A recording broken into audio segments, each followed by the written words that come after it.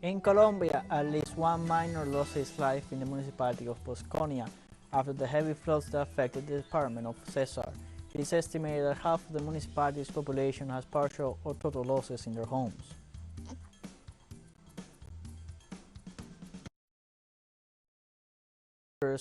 Call on their followers to vote during the closing of the day with the argument of avoiding electoral fraud. And Iran launches large-scale military drill to strengthen the nation's defense capabilities.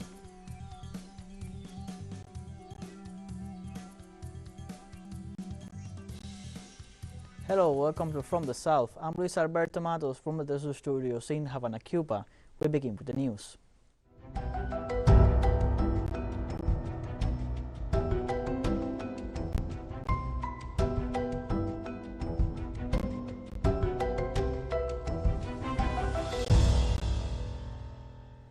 In Colombia, a miner drowned after being swept away by a disastrous rainfall in Bosconia, Cesar, where the consequences have put their inhabitants on the streets without any belongings. The rain was so heavy that, in matters of 5 minutes, the water entered thousands of houses and several vehicles were swept away by the current. The community has reported the disappearance of at least 3 adults, but this information has not been confirmed by authorities. The worst part was suffered by a miner who, according to preliminary reports, died from drowning after being swept away by the flood. The victim is a 7-year-old boy belonging to the Yokpa indigenous people, which was the area most affected by the emergency. In Ecuador, the activity of the Cotopaxi volcano caused the activation of a yellow alert, presence of gases and ashes reported in its surroundings. Ecuador's National Service of Risk Management and Emergencies issued a preventive measure based on data from the Geophysical Institute of the National Polytechnic School. This action includes updating action plans at all levels of government according to the evolution of the situation. The day before, Cotopaxi launched a column of ashes with 500 meters height above the crater level after 7 years of inactivity. Tourist activities in the area have been cancelled. On Sunday, Rosalyn, a powerful Category 3 hurricane, continues its path across west-central Mexico, bringing life-threatening storm surges with damaging winds. Rosalyn, which downgraded from Category 4 as of Saturday, made landfall at 5:20 a.m. local time near Santa Cruz in northern Nayarit. By late morning, maximum sustained winds decreased to about 150 km per hour with stronger gusts. A hurricane warning was in effect for the coast from Playa Perula to Esquinapa, and 200 to 250 millimeters of rain was expected in Jalisco. Some areas of these states had lost power, and authorities said they were working to restore it. The market town of Kuseri in the far north province of Cameroon, close to the border with Chad, has been struggling with major floods for a week. Two regional rivers have their confluence there, the Lagon and Chari, and both are seeing exceptionally high water levels that are predicted to rise further. Sandbags were being used in an attempt to contain the rivers, but for many parts of Kuseri, it was already too late.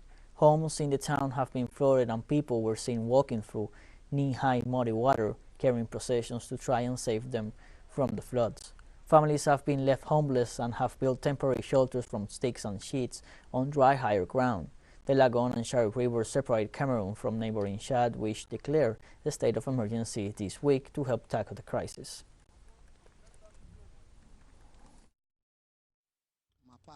I'm in a serious trouble. My house is flooded. The family has nearly all left. Things have been removed to a safe place in town.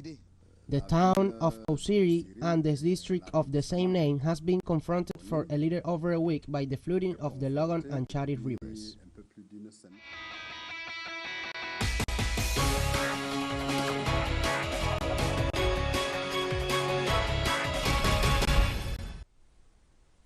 Just over a week before the second round of elections to define who will be the next president of Brazil, Lula da Silva met with supporters in Ribeirão das Neves, Belo Horizonte metropolitan area, and it has become customary in the last stage of the campaign. Lula toured the streets among a crowd riding on the back of a truck with Senator Simon Tebet, one of his opponents in the first round of the elections, and fellow deputy Marina Silva.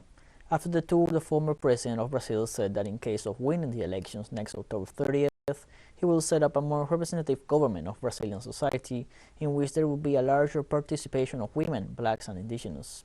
Also, the candidate said on Saturday that the next presidential elections are to choose between barbarism and democracy.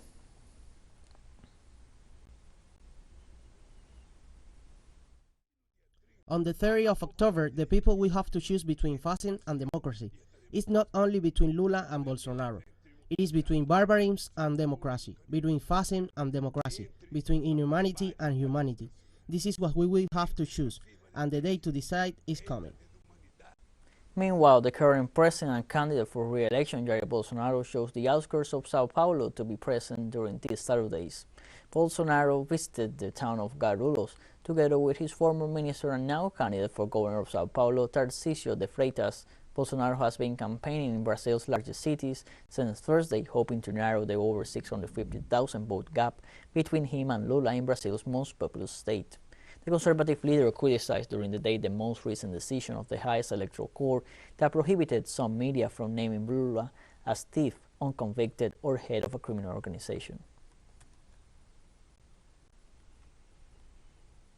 In Costa Rica, a small plane crashed off the Caribbean coast in the province of Limón. Authorities report the rescue of 2 dead bodies. Rescue teams found the bodies of 2 people who were traveling on the plane on a flight from Mexico. The victims are an adult and a minor who were part of the 6 people on board, 5 German passengers and a Swiss pilot.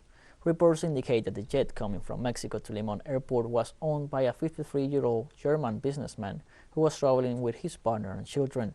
An emergency protocol involving the National Coast Guard and the Air Surveillance Service was activated for the rescue of the victims.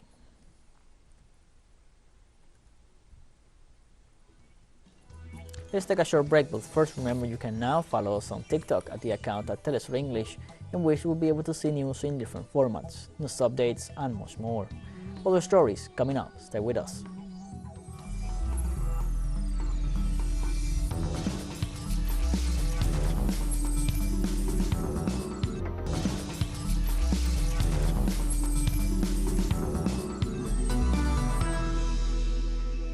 Welcome back from the South. In the United States, conservative groups of the Republican Party are promoting a campaign to delay the voting during this November 8th.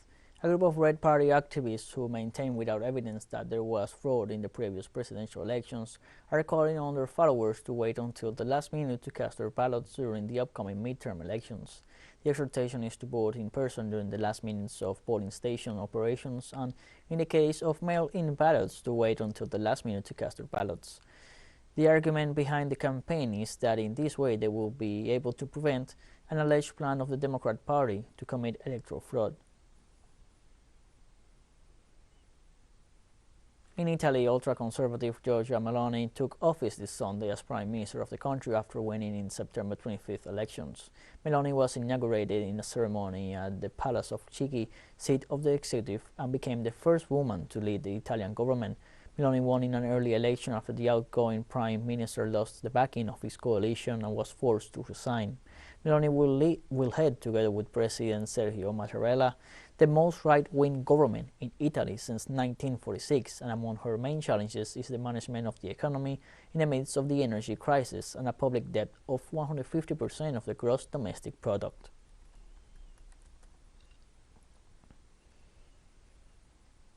Thousands of people gather in Brussels for a Walk for Your Future climate march ahead of the COP27 UN Climate Change Conference next month.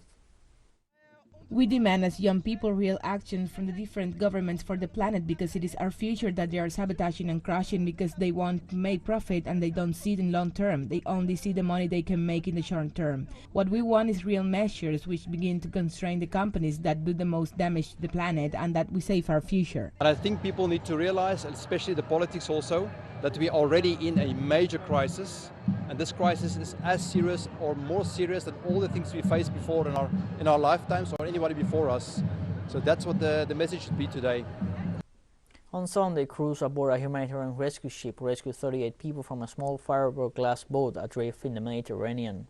According to the operators of the mission, several children and one woman were among those rescued by teams aboard the SOS Mediterranean-operated ocean Viking vessel. The rescue ship now has 73 migrants on board. Nearly 300 migrants disembarked in the southern Italian port of Taranto on Saturday after the rescue at sea in 5 different operations by the crew of a humanitarian vessel operated by Doctors Without Borders. About half of the 293 rescue passengers on the Geo Barents were unaccompanied minors. In a separate operation earlier Saturday, the Ocean Viking saved about 35 migrants, including 3 children, in international waters of Malta. Most of these migrants see their asylum bids fail because they are fleeing poverty and not war or persecution. Members of the Standing Committee of the Political Bureau of the Communist Party of China met with the foreign president Sunday, October 23rd, on the day Xi Jinping assumed the leadership of the party's top executive body for the 3rd consecutive time. During a press conference at the Great People's Palace in Beijing, Chinese President and Communist Party General Secretary Xi Jinping presented the 4 new members of the Politburo Standing Committee, a body that constitutes the top leadership of the formation. In addition to Xi and Zhao Leji and Wang Hunin, who remain on the body, the new members are Li Qiang, Kai Qi, Ding Xuexian, and Li Xi. In his speech, Xi Jinping insisted on the message that China needs the development of the world, just as the world depends on the growth of the Asian giant's economy. China cannot develop without the world, and the world also needs China for its development. After more than 40 years of unflagging efforts toward reform and opening up, we have created 2 miracles: rapid economic development and long-term social stability. The Chinese economy has great resilience, potential, and latitude. Its strong fundamentals will not change, and it will remain on the positive trajectory over the long run.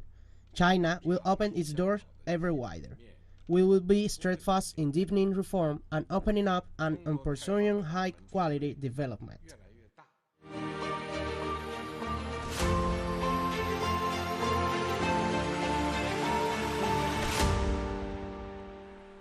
In Russia, a Sukhoi 30 military aircraft crashed this Sunday during a test flight into a residential building in the city of Irkutsk. The 2 crew members of the aircraft are dead. The aircraft belonged to an airline company and was carrying out a test without ammunition. The Russian Investigating Committee has opened a criminal case under an article on the violation of safety standards. As part of the procedure, a commission has been set up including experts from aerospace industry, companies, and specialized institutes. This event comes after another Su-34 military aircraft crashed this Monday in a residential area of the Russian city of Yeysk.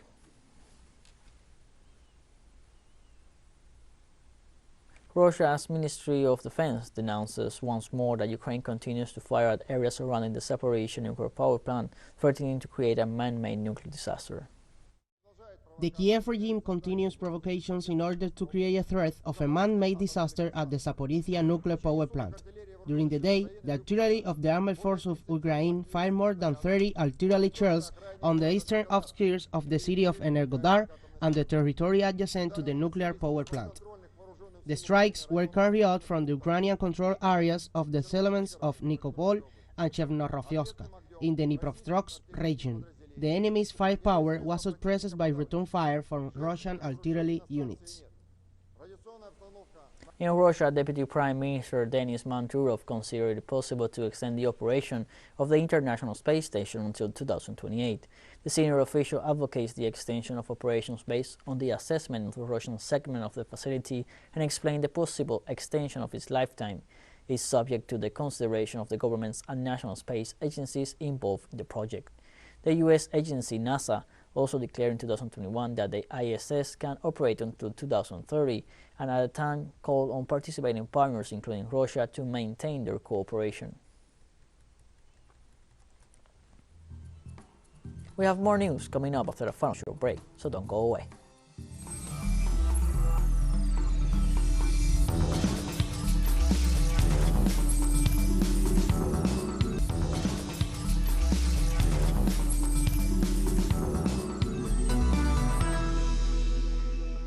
Welcome back to From the South. In Iran, the Army Ground Forces launched a 3-day large-scale military drill involving combat forces in a border area in the country's western Azerbaijan province. The 3-day exercise, codenamed Battalion Role Model, began Saturday in Pasvev district in Bidan Shar. County to assess the combat power of the forces and show off their military capabilities.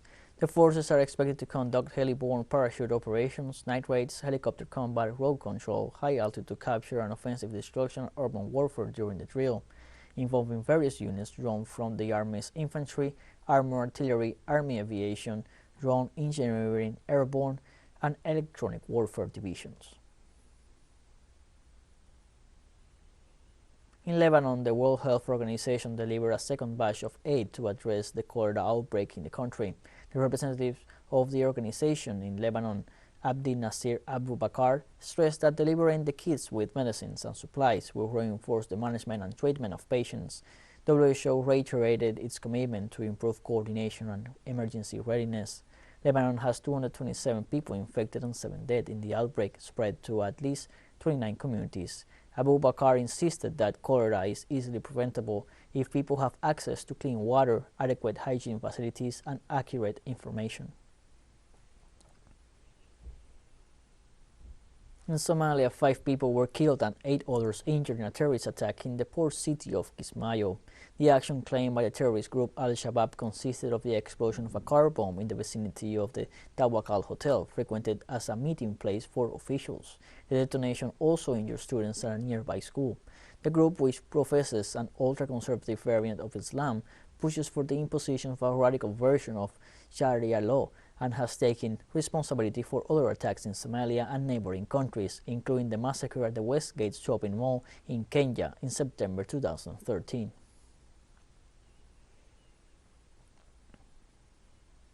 On Saturday, a great festival for Cuban culture was celebrated at the Cuban Embassy in Mexico. The event was carried out with activities such as dance, cinema, gastronomy, music, painting, and photography. Around 30 paintings and photographs by contemporary Cuban artists were displayed in the lobby of the diplomatic building in Mexico City. October 20th is celebrated every year as Cuban Culture Day because the march that would become Cuba's national anthem, composed by the poet Perucho Figueredo amid the war struggle for the independence of the largest of the Antilles, was intoned on the date for the first time. It happened in 1868 after the victory of the Mambi army under the command of the lawyer Carlos Manuel de Céspedes in the capture of the city of Bayamo.